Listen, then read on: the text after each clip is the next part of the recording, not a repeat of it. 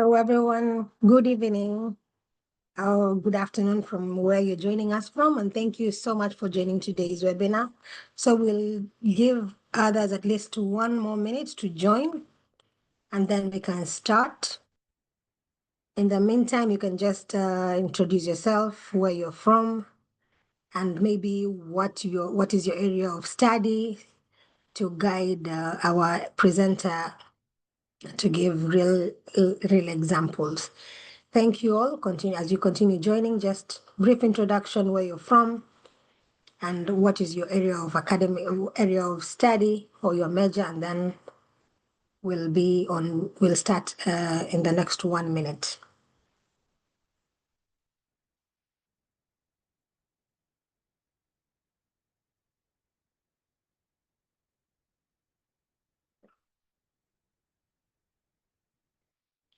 You can type in the chat box. Yeah. Thank you. Yoma from Nigeria. She's a medical student. Akilin from Rwanda is a dental surgery student. Yes, people are dropping their comments slowly, and we're already at 3 minutes past the hour. So we can start. I'd like to thank you so much for joining today's webinar. Again, it has been a successful journey. This is the 8th week of the Academy. Congratulations for making it this far. And we are almost at the tail end of the Academy, and we are approaching the most interesting part of this webinar, of this Academy, which is the pitch presentation. So this week, Madam Judith Kajo is going to take us through pitch presentation, and we'll measure on how to create a pitch presentation today. And on Thursday, we'll dive deep into Q&A meetings, Q&A. If you have any questions from today's presentation, or if you have any questions with how you're going to design your pitch, on Thursday, it will be a good opportunity for you to have one-on-one or discussions with Madam Judith, and to discuss about how best you can create your pitch presentation. Without further ado, I'd like to introduce Madam Judith Kajo, who is a seasoned human resource and workspace well-being professional with extensive expertise in mediation, counseling, coaching, and strategic HR management. She is a certified psychological counselor, workplace well-being coach, court annexed mediator, and a certified human resource business partner, with additional recognition as a panelist at the Strathmore University Panel of Mediators. Miss Judy Kajo holds an MBA in Human Resource Management and is currently pursuing a PhD in Business Administration, majoring on Human Resources. She's an active member of the Institute of Human Resource Management and the Kenya Institute of Management. With that, I would like to hand over to Madam Judith to take us through the webinar today. Thank you.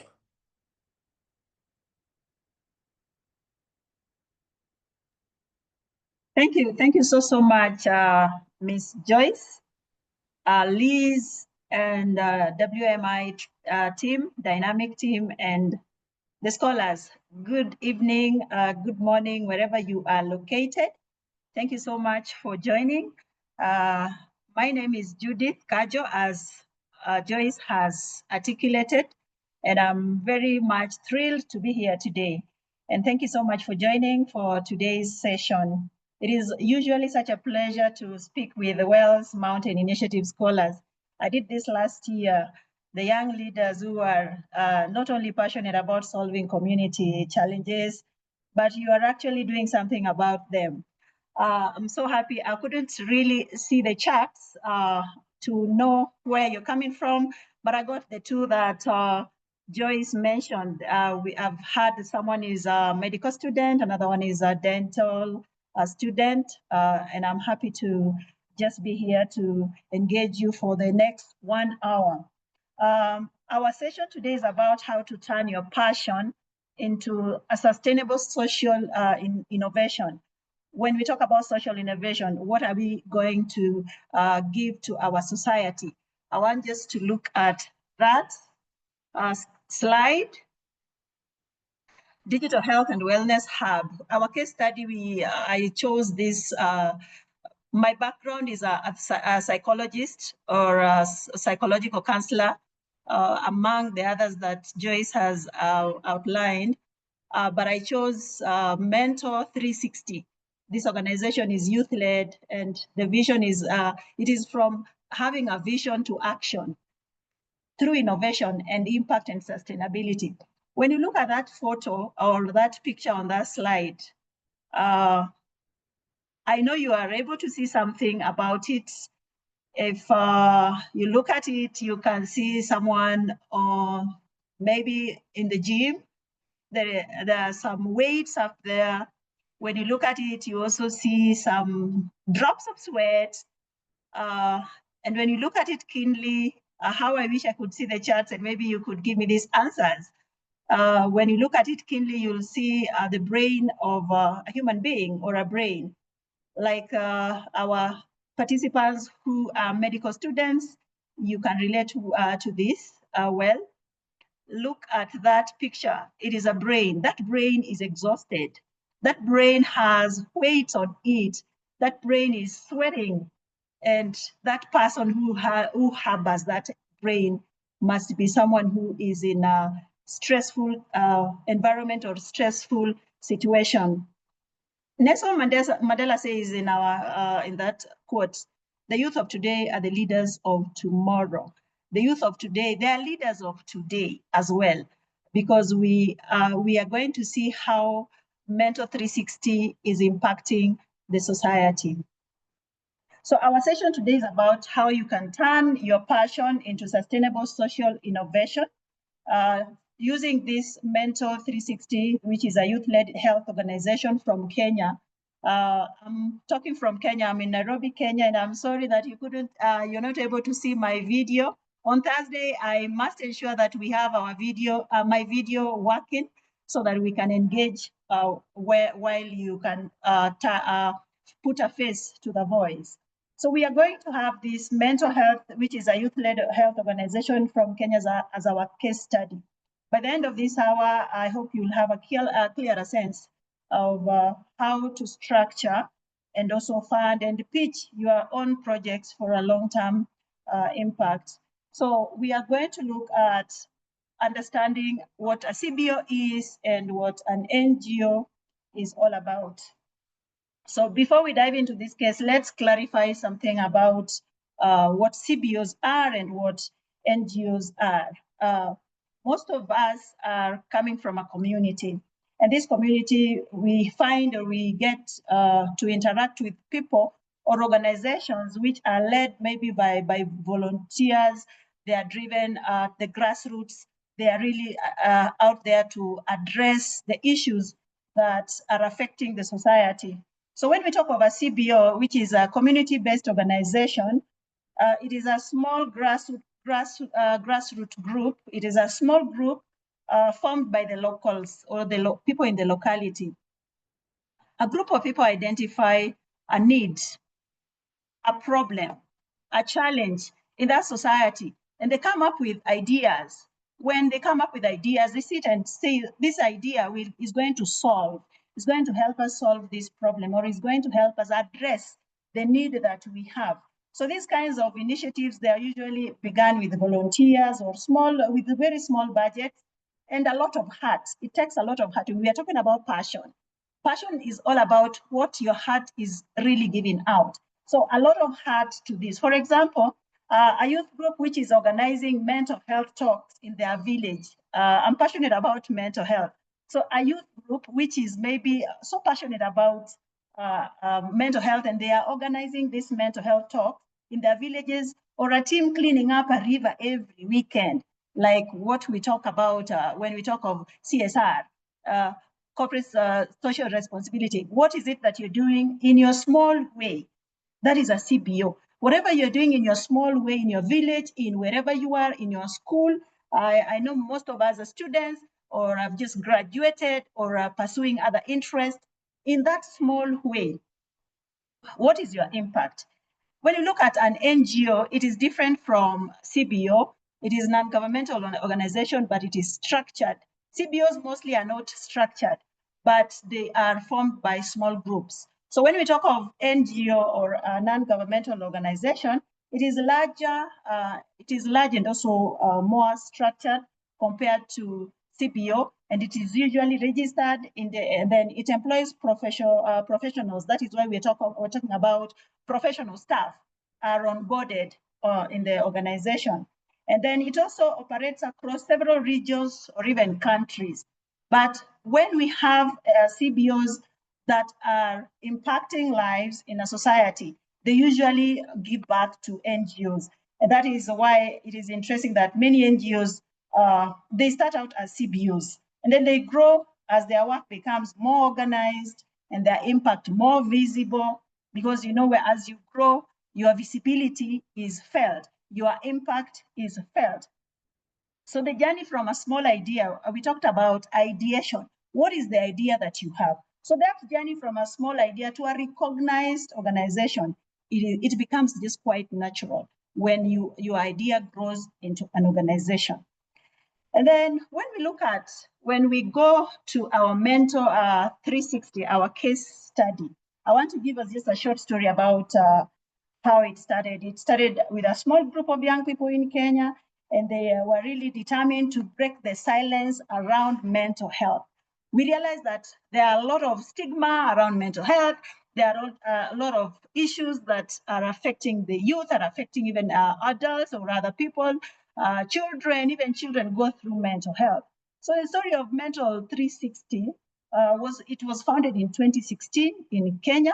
It was just started by a young people, the youth. It is youth-led. They had seen firsthand how mental health challenges were affecting their friends and also their classmates and their colleagues. Yet no one was talking about it. At times you are in an environment where someone really goes through a lot, but no one is addressing that issue or addressing their situation or addressing their matter.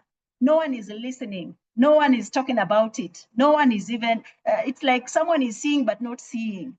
So how do you go about it? That is what led Mentor 360 to have some organization that would address that need in that society.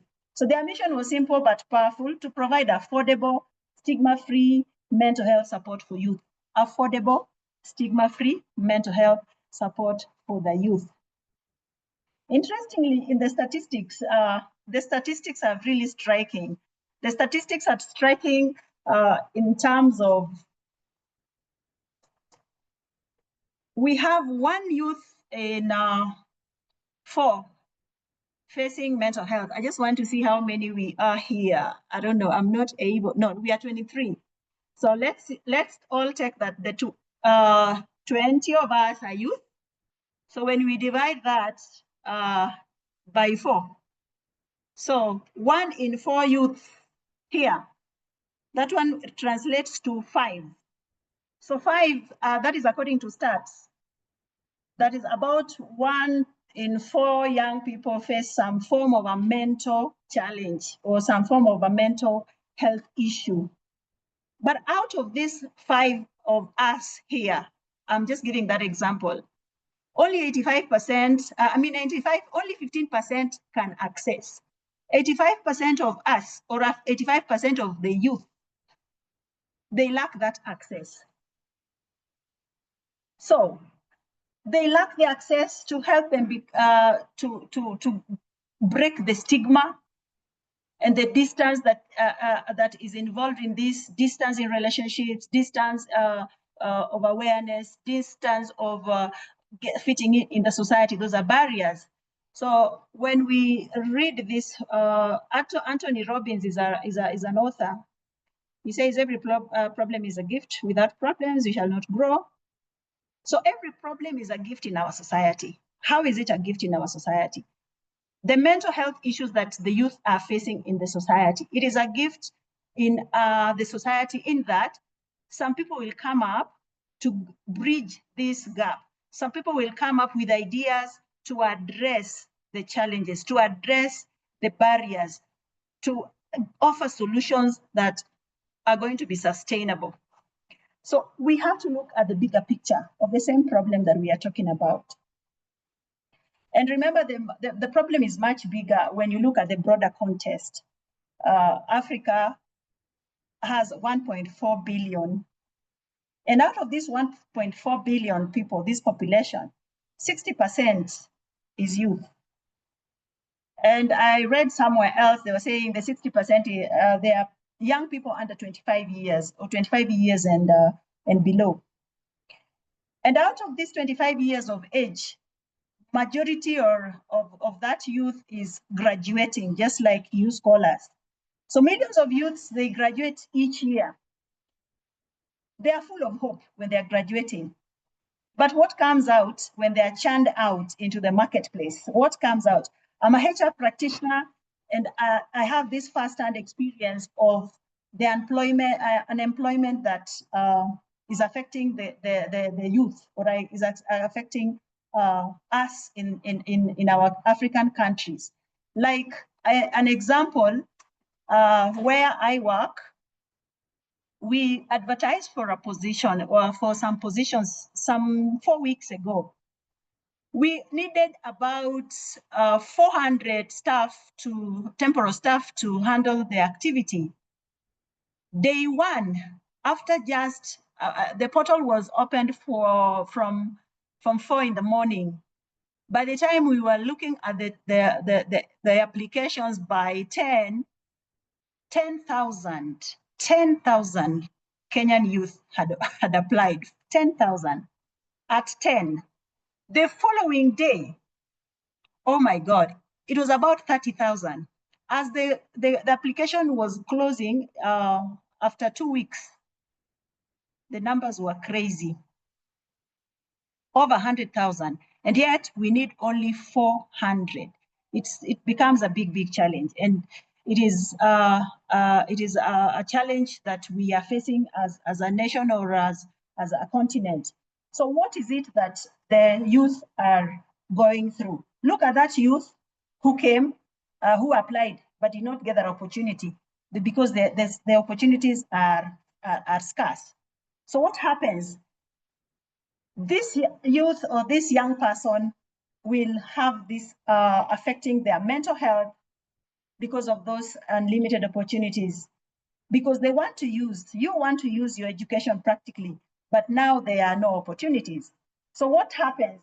That it will add pressure to your social expectations or their financial stress and lack of guidance. And it is also very easy why the mental well-being will become very fragile in this kind of a person. So the Mental 360 was born right inside that gap, inside the gap that we are talking about, to bring mental health closer to the youth, to make it affordable, to use it creatively, and also to have that peer support. Because whenever we talk about peer pressure, peer support, when that peer support is there, you relate to what the other person is feeling or what the pathway of that other person, you can relate. So lack of pathways to apply education that they have gained practically affects a lot of the youth. And then health, digital, and social gaps, they remain undeserved. What is the solution? What is it that the organization, after realizing the gap, after getting to know through groups and to see the challenges that are in this society that is affecting the youth that we have said is the leader of tomorrow and also the leader of now? What is the solution? Hybrid model. What do we mean by hybrid model? The 360, Mental 360 is such a strong social innovation that we have, that I chose to have on our session. They didn't just build a charity organization or a charitable project, but they built a hybrid model. How did they do that? Hybrid model that combines social purpose and financial sustainability. So we have the two arms, this CBO NGO arm, which talks about programs, social programs. Joyce, I'm not able to see the end of this. I'm unable to see. I don't know how. What do you mean? On the slide. Okay, now I can see it. I can see it. Thank you. Yeah, thank you. So we have two arms of the solution, the hybrid model that we are talking about. CBO NGO arm, and then the business arm. So when we talk about this CBO NGO arm, it focuses on community-based programs, the social programs that we want to entrench in the communities. This includes peer mentorship, community awareness events, mental health clubs. You can talk of art therapy. You can talk of a helpline that we have enlisted there. So these activities are usually supported by grants, donor funding, and partnerships with other NGOs or government departments. So when we talk about the business arm, which is the second arm of the solution of the hybrid model, it generates revenue through professional counseling sessions, when they have sessions for the youth, it generates some income for the group. Then corporate wellness programs, those also bring revenue to the group or to the organization. And they're also planning to launch mental health called some app, which is called Boma Wellness app. I don't know whether they have launched that or not. So this arm helps recover operational costs. When we talk of the business arm, it helps them to recover operational costs and ensure that organization can sustain itself even when the donor cycle slows down. So the dual approach, I usually call it I and I. I and I, what is I and I? The impact and the income. What is the dual approach of the solution of the hybrid model that you are bringing on board? The dual approach, I and I. That is what we mean by hybrid. Your impact and the income that it brings. We have, I don't know whether I'm not able to see the chart, but I believe the countries that I've listed here, we have some of them from those countries. I had Nigeria, I don't know whether I had Zambia, but we have examples of these initiatives that there are young people who are really doing much in the society. When we look at strong minds, sub-Saharan African, Uganda, Zambia, and Rwanda, we have strong minds. Then there is also another one by Shamiri Institute. It is Kenya. It is in Kenya. Shamiri, the strong minds, it provides group therapy for women. The strong minds, the sub-Saharan African, it provides group therapy for women. And Shamiri, we also have that which combines psychology with the life skills for students. So when you talk of life skills and psychologists for these students, they really visit the schools because these are the youth that are going to face the issues and the mental issues that the mental health challenges that we have spoken about. So Shamiri will they combine psychology with life skills for students.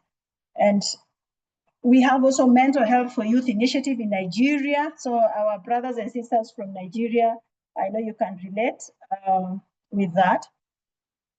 South African Depression and Anxiety Group, and Marvel Act Youth Organization in Zimbabwe.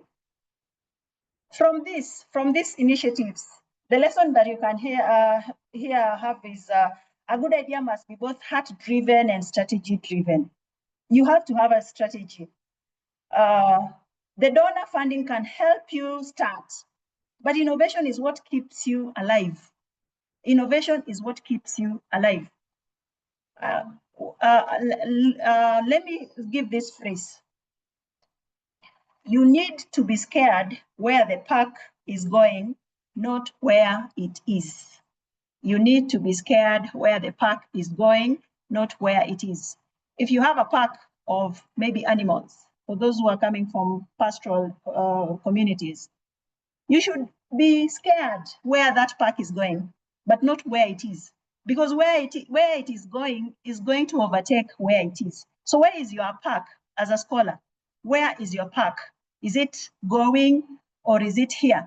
if it is here, you should not be worried. You should be worried about where it is going in the next 3-4 years, in the next 10 years. What is the impact that we are talking about? I, impact and income. What is the status of your park? All right, the services that are offered by the CBO and NGO, that is the impact and their growth. Mentor 360 journey over the years, it has been very remarkable because it is impacting and touching on lives. So far, they have youth mentorships and trainings, youth mentorships where the youth, they even have the peer mentorship, peer mentorship and peer training, community health awareness, and then they partner with universities, ministries, and NGOs. So just continue on the category, the service categories, the preventive health, the awareness, digital resources that they want to initiate so that they someone can have the resources digitally,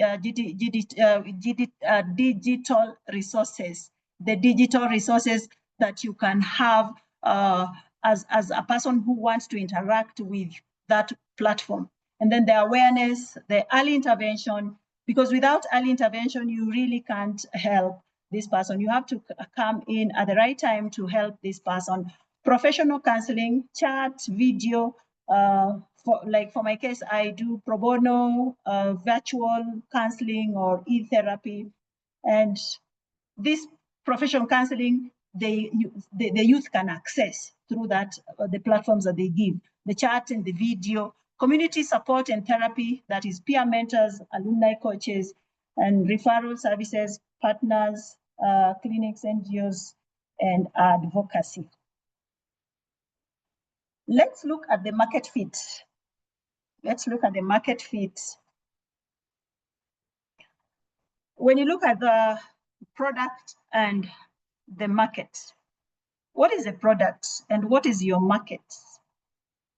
And is your product fitting in the market? And is your product adding value to the market?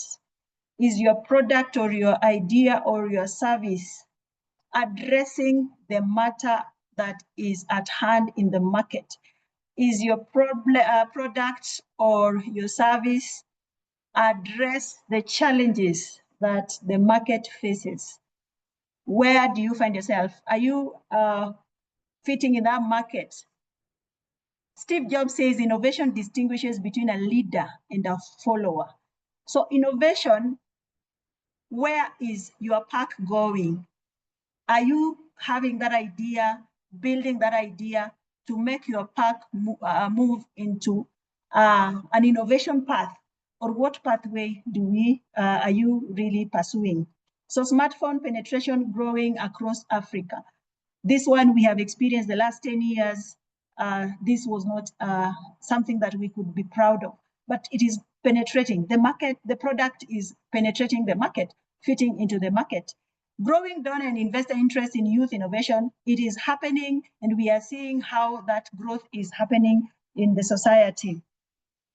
And we have mentioned how the 60% of the population is 20 years or younger. That is largest global opportunity. What opportunity do you have in your mind as a scholar? What opportunity are you going to tap because of this big percentage of this population, this 60%? What is it that you want to bridge, the gap that you want to bridge in that society? And just as I mentioned, look at this big population, and this big population is struggling with mental health issues. And there is out there the mental health advocacies that we are going to see, the organizations that are really taking part. What is it that you can offer? What is it that you can bring as a solution? What model are you going to employ? We are going to look at that in the second last slide. So we have this, the youth, the demand is high and it is rising. The demand is really rising. So what is the market affirmation that we can rely on and we can relate to? WHO, AU, UN, they prioritize youth mental health. Every place you go, people are prioritizing youth mental health and general mental health because it affects everybody. Mental health affects even the young children, as I mentioned. And Mental 360 journey over the years has been remarkable. So far, they have directly impacted over more than 16,000 youth or young people, and they have reached over 300,000 people indirectly through these partnerships and through these initiatives. And the partnerships that they have they are built partnerships with organizations like Meta, Africa Yes, various local governments. And also their work is recognized. You know, your work should not be just regional or local. At some point it is local, but as it grows, it should go to regional and global recognition. So the Mental 360, they have partnered with Meta, African Yes, and local government just to have that feel of being recognized in the international platforms that support youth innovation and mental health advocacy. So as a result, the visibility that I mentioned is giving them a milestone. They are visible because of the partnerships. So as you go into any society, as you go into any venture, you need to recognize and identify the partnerships that you have to put in place for you to move to the next level. What are the benefits? What are the benefits and gain? Anytime we have, I mentioned that I'm a HR practitioner, and it is a challenge if someone is not mentally healthy at the place of work or in the marketplace. In the marketplace, we need your full productivity, we need your full commitment, we need your full attention at work, we need you to be a social fit, someone who can relate with others, who can work as a team player, who can work in a group of diversity. So what are these benefits of this person who is mentally well, or mentally, the mental health status is normal or is well or is healthy? We are going to have stronger community resilience, leadership, entrepreneurship practice, job creation for peers, because we are going to have ideas from different quarters just to uplift the youth. So the quote there is, your work is going to fill a large part of your life. Make sure it is work that matters. What is your work? Where is your park? Where is your park? Your park is going to fill a large part of your life. Make sure it is work that matters. Make sure that your park is embracing the I&I, impact and income.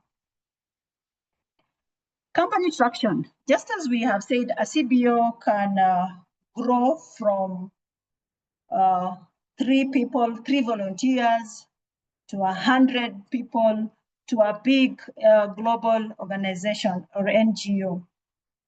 We talk about traction and impact. As you expand, as you grow, as you impact and penetrate the market or the society, your company grows and the impact is felt. You become visible. The visibility is recognized by not just locals, but even the international community. So when you talk of Mentor 360, we have said 16,000 directly served and 300 indirectly, just to spread the mental awareness. And then the 2 million awareness that is done online through campaigns. So what are you doing in your capacity as a scholar? We want to see that. So they have also growth strategy, because as you grow, you have to have a strategy. We talked about that a good idea must be both heart-driven and strategy-driven. So apart from the passion, what is the strategy that you are employing to this idea? What is it that is going to help the idea grow into something that is going to be practical, something that is going to be tangible, that is going to affect and impact the community and the society that we live in. The growth strategy that Mentor 360 have, they are expanding hubs. By 2025, I don't know whether they've expanded that. And then launch of Boma Wellness app.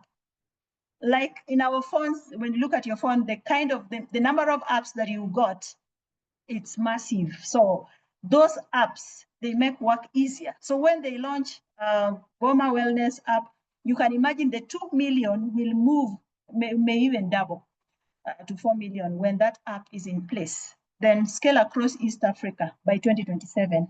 They are forward-thinking, forward-looking. As a scholar, are you forward-looking? Are you just confined in your small community? Are you just confined in your school? Are you just confined in your country? What is it that you are thinking of in the next 5-10 years as your growth strategy in the project that you want to undertake? Look at that picture. You can see 6 people. Everyone is taking part in that race. Everyone is taking part in that race. I just want to give you a second to look at that picture and figure out what could be happening.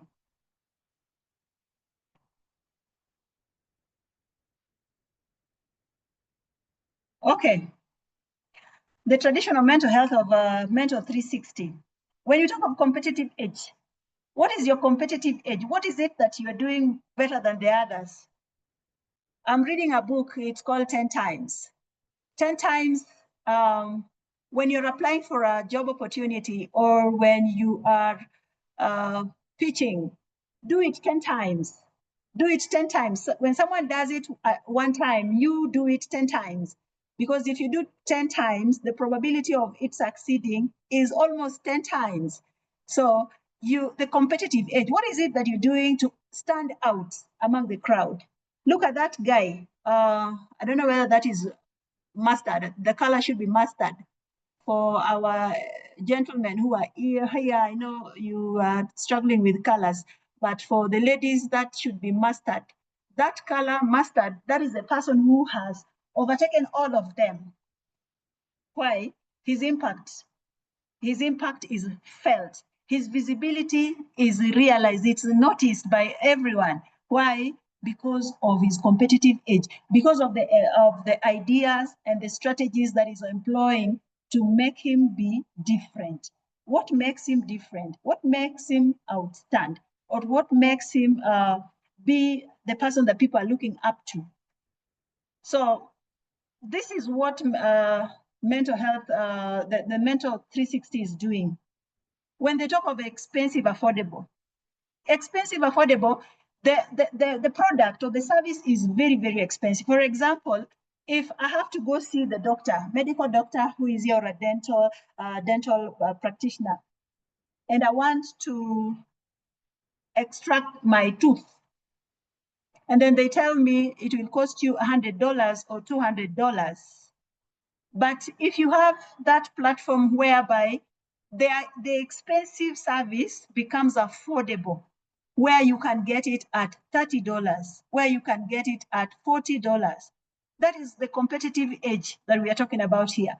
And as you talk about competitive edge, you're also remembering that there is something we call economies of scale.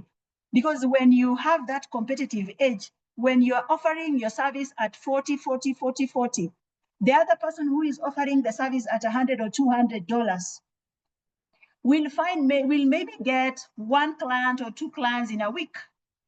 The person, you on the other hand, who is offering at $30, $40, $20, $50, you'll have like 10 clients in a week. So you have already identified your competitive edge, the place where you outstand, the place where you outshine the others. So they also have urban-only hybrid reach.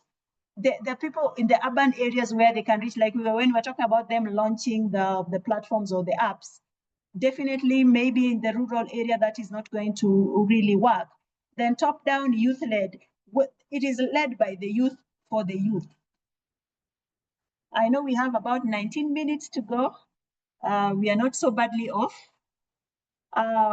We talked about the model, the hybrid that we talked about, and I want us to come back to you as a scholar, how you're going to build your own pitch, or how you're going to build your own pitch.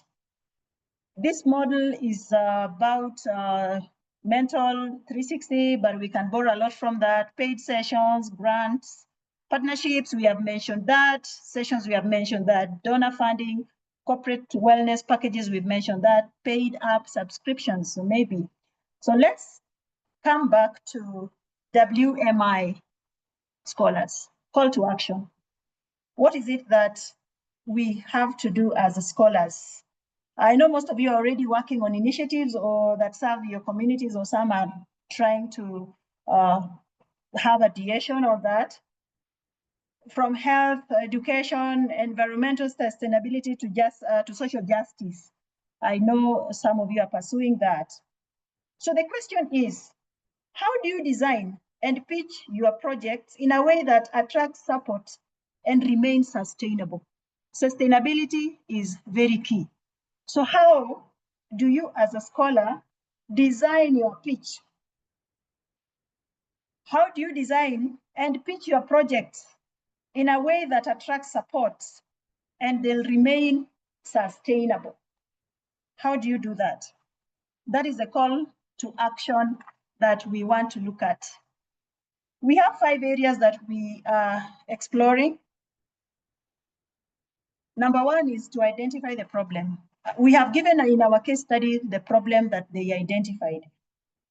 In identification of your problem, you have to be specific. Use data, like the data that we have used. Use data, stories. You know, stories are very captivating. Use stories and personal observation to show why your issue matters, or to show why you're pitching for that. For example, in the mental 360, they just didn't say mental health is a problem. No, they did not say mental health is a problem. They showed how lack of access and stigma kept youth from seeking help. You don't just mention, blanketly that this is a problem. You have to show. You have to be specific. Use data, stories, and personal observations as a youth or as a person in the society. What is the step 2 that we need to embrace for us to start our own hybrid venture? Explain exactly what you are doing differently. We have mentioned we have looked at that picture of that competitive edge. You need to explain exactly what you are doing differently. What makes you different? Is it a helpline? Is it a helpline like you have a free helpline that people can, get help and get assistance? Is it a community club? Is it a school program that is giving you the competitive edge that we mentioned? Just keep it simple and focused. Just give that clear solution that you are offering. The 3rd step, we talk about your build, separate your social, NGO, and business streams. Remember, we talked about I&I, income and impact. Separate. So separate the social mission. In everything that you do, you have mission and vision. So the social mission, when we talk of what helps people, from the business stream, what keeps the project alive, the sustainability that operational cost that we mentioned. Just separate the 2. You could offer free communication, free community sessions, but you can charge institutions for training or counseling, on consultation or counseling. You can charge institutions, but maybe you can offer free. Like I told you, I'm doing e-therapy pro bono. You can offer free, but when an organization or an institution approaches you, then you can charge just to keep the business sustainable or going.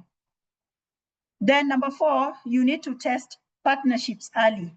You need to build your partnerships early. How do you build your partnerships early? Start small, run pilots.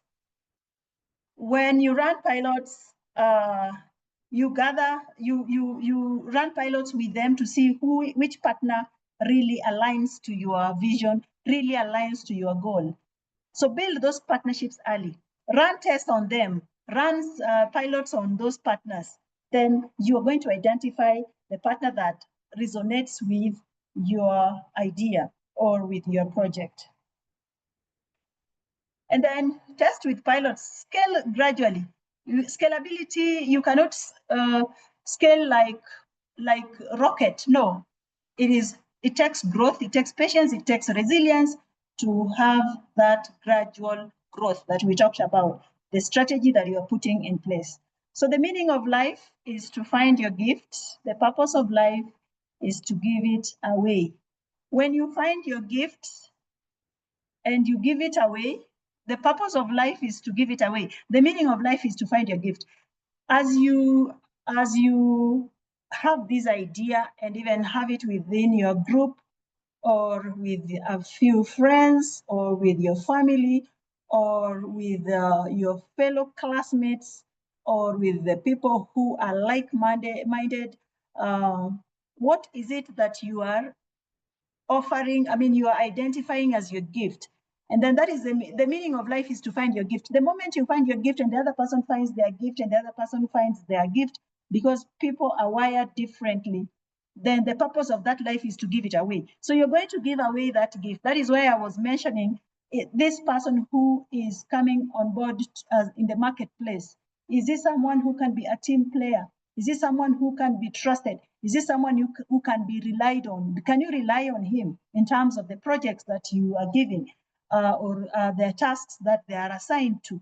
This is the productivity that we expect in the marketplace. So embrace the gifts, because when you give it away, that is the purpose of your life.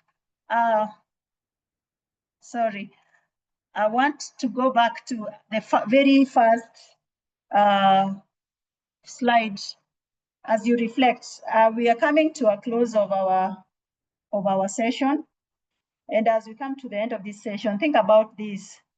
What story will your community tell because of you, from the communities where we come from? What is the story that the community will tell about you or because of you that you initiated?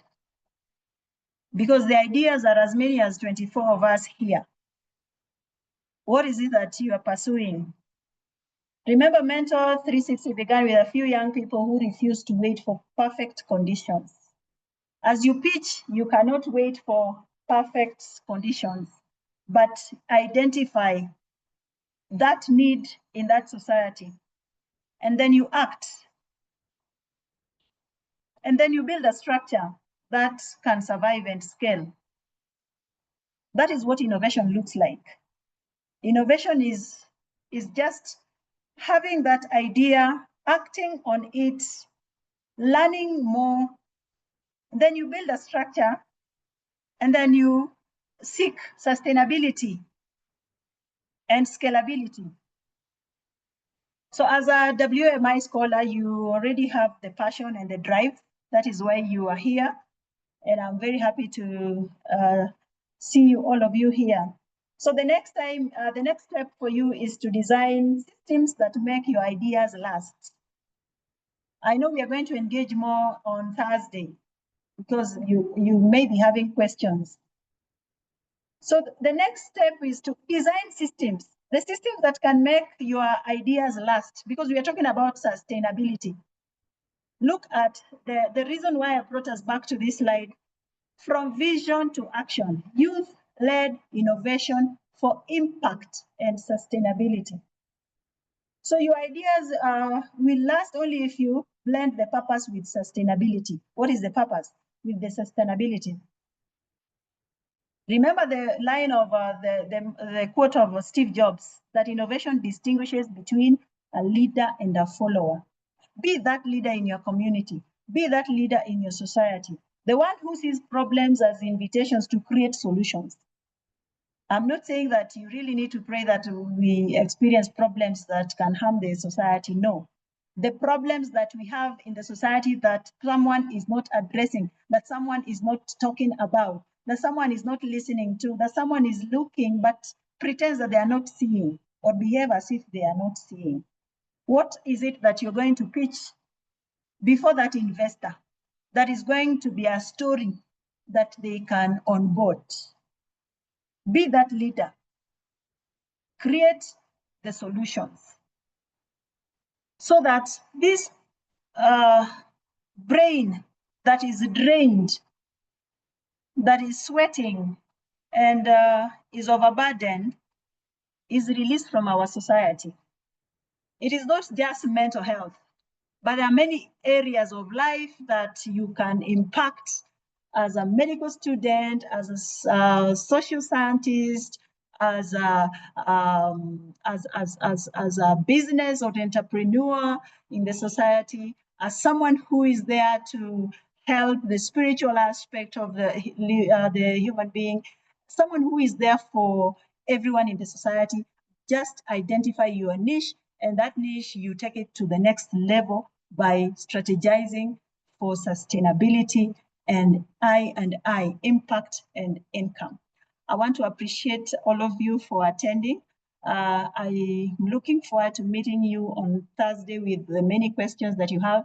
And just as we are planning to meet on Thursday, I don't know, Joyce, the other team, they were allowed to inbox me. Let me just show you my, yeah. As they were preparing for the competition, some of them reached out through my email just to prepare them for that. You are free to do that. My email address is there and my phone number is there, and my LinkedIn account, the link is also there. You can as well look at it. If anything that you need before our next session, I'm available. And then even after our session, before you do the competition, I'm still available. Thank you very much. Back to you, Joyce. Have a lovely evening, everyone. Thank you. Thank you so much, Judith, for that wonderful presentation. So as we wait for the scholars to post in their questions in the chat box, I have a few for you. It's good that you are the presenter for last year and you are aware of the processes. So the reason why we are doing this academy, we also give an opportunity for the scholars to create their own pitches. And the idea behind it is like having the elevator pitch when you have 1 minute or 30 minutes to pitch your project to somebody to get funding. What will you do? Maybe just to take us through what are some of the do's and don'ts of creating a pitch, because in our context we will allow them time to record their own pitches, and then they'll be judged by a team of judges, and then number one, number two, number three will be awarded depending on the numbers that they'll be awarded. So maybe how will they create a good pitch, a good competitive pitch that they can be competitive and run for that award? What are the do's and don'ts of creating a pitch? Thank you. I don't know whether I have to take another question before I answer that. If there is anyone with a question, so that I just do the round of questions or answers or responses. Sure, I have a few. So another one I have, maybe what is the reason behind pitching? What is the reason Oh, behind right. creating a pitch presentation, and Mhm. what can a presenter do while recording a pitch presentation in our case? Yes, yes. Okay. Let me just answer the first one very quickly. When we talk about the do's and don'ts of a pitch, as someone is, what are the criteria for a good pitch? Okay. All right. Thank you. When you have very limited time and you have to give the overview of the idea that you have that you're selling to the investor or the person who you are seeking funding from. You have to give us a short story about it. The do's that you need to put in place. Be very conscious or very brief. Don't give a lot of stories about your pitch. I want to give just a very good example of drilling. All right, drilling water. When you talk about we are XY or we are XX, drilling boreholes for YY villages, of uniquely providing safe drinking water. Look at that. Someone can onboard that. We are YY. We are XX drilling boreholes for YY community or villages uniquely by providing safe, free safe drinking water for them. Let's look at that. Let's just unpack that. The do's, be very brief. Who are you? What are you doing? To whom? The impact. So you need to be brief. You need to be particular. You need to be show the problem that is there. The boreholes, these people had problems with water, drinking water. This is the problem that you have identified. So you are giving them a solution, and a solution that is affordable. Look at this. They are saying they are giving out free water. You see, you have impacted that community. You are giving them clean water, and it is free, and they are now accessing the free water, or they're accessing that commodity, which is a basic commodity, water in that village. Don'ts. When we look at the don'ts, don't give, when I was presenting, I mentioned that you base your story on statistics, data. What is it that you have done the research, a research on?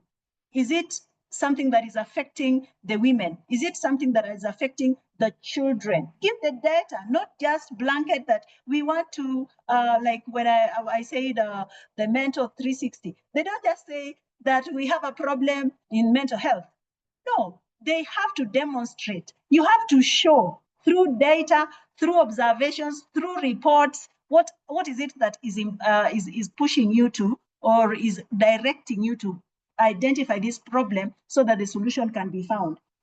Another don't that you need to take care of, as you pitch, you don't really focus on the money bit. You don't focus on the money bit. The Thursday presentation, actually the whole questions that you've asked, the two questions that you've asked, Thursday, the whole of it, I have a lined up demonstration how to pitch, and from the beginning to the end. I did it last year, and that is what I'm going to do again. I have slides on that gives you the steps, because I wanted to lay a background on what this Mentor 360 does. And then when we go on Thursday, then we see the step-by-step how to pitch your own pitch to an investor. Did I see another question? Yes, there was a question from Yoma asking what are the criteria for a good pitch, and how our pitch is called. So I can respond to the second question, but you can go ahead and respond to the first question. How are the criteria for a good pitch? What are the criteria for a good pitch? Criteria, thank you. Criteria for a good pitch, just as I mentioned, a good pitch has to be direct, simple, short, and communicative. It has to communicate. Look at just one line sentence of we are XX drilling water for YY communities uniquely. The uniqueness has to be there. What is it, the competitive edge that we were talking about? What is unique? What is making you stand out or different from others? So it has to be short. It has to have that uniqueness. It has to be very, it has to communicate to the investor. What is it that you're communicating to the investor? So those are the criteria areas or elements of a good pitch that the investor will have to look at. Is your pitch making sense? Is it identifying a problem? And is it offering a unique solution to the problem? And is it sustainable? You know, you can have a pitch that is not sustainable. You can have a business that can last for 2 months and it is gone, or for 2 years and it is gone. It is not sustainable. So the investor will have to look at all those elements. And I'm going to delve into that much more on Thursday. Yes. Did I see any other question? Thank you. What are the criteria? Okay. Yeah, so I can respond to the question about the criteria Yes. because we have a judging rubric, and I think if I'm not certain, maybe this was shared to the registrants, the people who registered for the pitch. Yeah. They were given this rubric. So what we are looking at is how you introduce yourself, your name, where you're coming from, which track you're in, if it's a business track or an NGO CBO track. And then we also look at the basic idea. You describe your business or you describe your CBO, and then what products or services you'll be providing. Another aspect we look at is so for the two tracks, we have the business and then you have the NGO. For the business track, we look at the market research, just as you've mentioned. Have you done your market research well? Who are your target customers? What product will you be providing? And what is the difference between that your business is providing compared to other competitors? And on the CBO track, we'll look at your needs assessment, as you've mentioned, Judith. Have you done your research well to tell us who your beneficiaries are, how many they are, and what will your project or what will your initiative be, how important is it in that community? We are also keen at looking at the mission statement, and during the academy period, we've discussed about the mission statement, we've discussed about the vision statement, and we've enlightened how to do very short vision and mission statements. So those are the things we're actually looking at in the mission and vision statement. We are also keen to look at the SMART goals. Are your goals and objectives SMART? And have you looked at your SWOT analysis? Have you checked your strengths, weaknesses, opportunities, and threats before you start your initiative? And then what is your budget? How much do you want, or how much will your business target? And how long will it take for you to complete your project? And then how many people will be supporting you as human resources? Do you need people to help you? Will you be working alone? Another thing we also look at is how are you branding your business, or how are you branding your NGO, CBO? Very important to attract the funders or the donors. And then you're also looking at how you measure and evaluate the progress of your business or the progress of your business. Another thing that you look at is how you present overall, how you present. For instance, if you have you've recorded a video and the background is shoddy, we cannot see you on that video. It's blurry, it's dark. It really puts marks, it denies you a lot of marks. Your voice, how clear is it? We understand that we come from different countries and we all have very strong accents. So when you're presenting, are we able to understand what you're saying in your accent?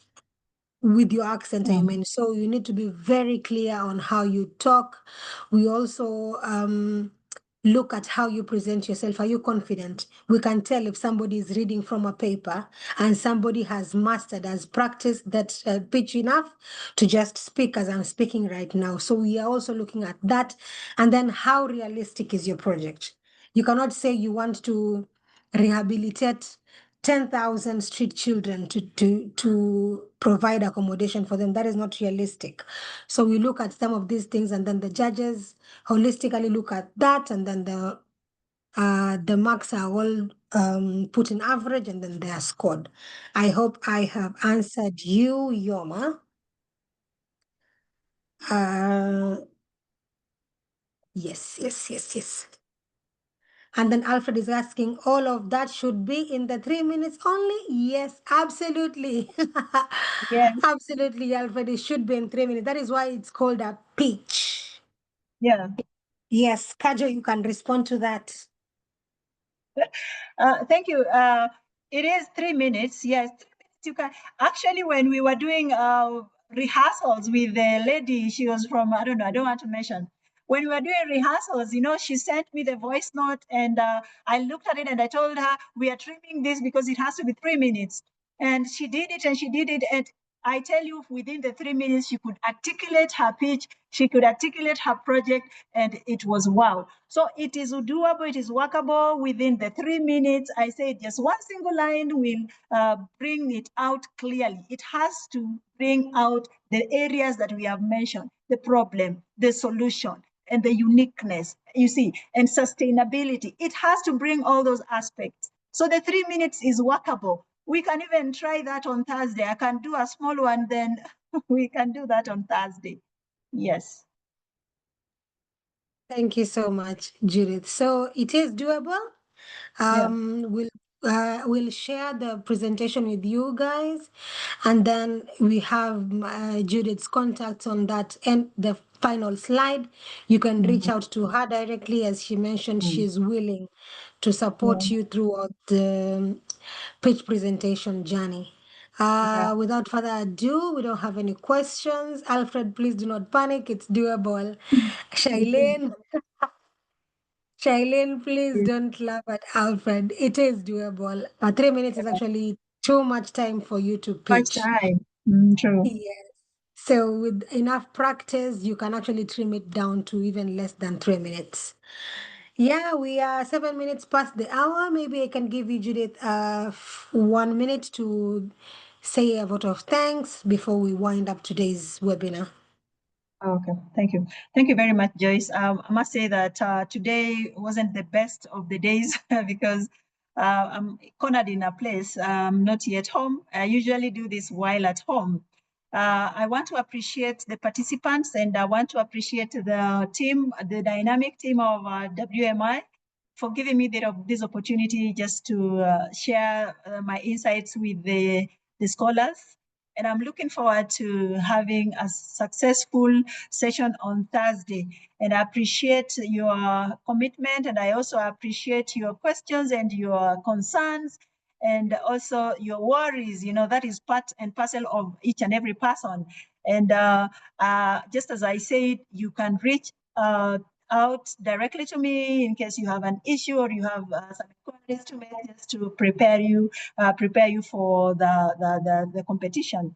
And I must say that you have what it takes. You have what it takes to have this done.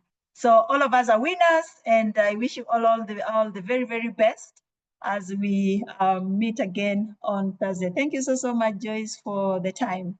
I appreciate it. Thank you, Judith. Once again, I'd like to appreciate every one of you who took time to join today's webinar. I always say, why not for you? We wouldn't be here having this webinar. We really appreciate your attendance. We really appreciate your commitment. And as we are approaching the final week of the academy, we hope that you're going to have a successful pitch competition, and we are going to finish this journey strong, and we are going to finish this journey enlightened and educated and motivated. With that, I would also like to thank the tech support, Liz on the background, and Success, and Elizabeth Murimi, our education manager, for being our guide as we progress throughout this academic period, just to extend a vote of thanks to the background team who are doing an incredible job to ensure that this academy is conducted successfully. And with that, I'd like to call it a wrap, and I hope to see you all on Thursday with all the many questions for our able presenter, that so that we may be able to create a very competitive pitch next week, in the following week.